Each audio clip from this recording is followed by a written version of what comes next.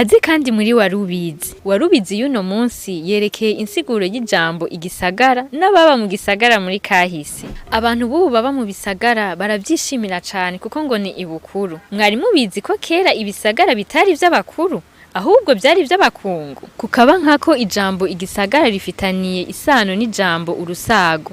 Insago, agasago, nukuvuga inzu idashemeye ababuca ngenda. Igisagara n'umugwi w'insago. Kera mu gisagara haba abahigi, ababumvyi b'inkono, canke ingabo z'umwami zashwabuwe ngo zimirije kuja ku rugamba. Abakuru n'abandi bantu bijunja bibera mu ngo no mu birimba, kuba mu gisagara ntibwari ubutore. Erega n'ubu igisagara n'ubuhigwe ntibihengamiye hamwe. Ukaba ufise urugo nturute ngo ugiye kugerera mu gasago i Bujumbura. Mugira aho muba mwubahwe, duce make tudaciye ikiyago, Warubizi kizobandanya.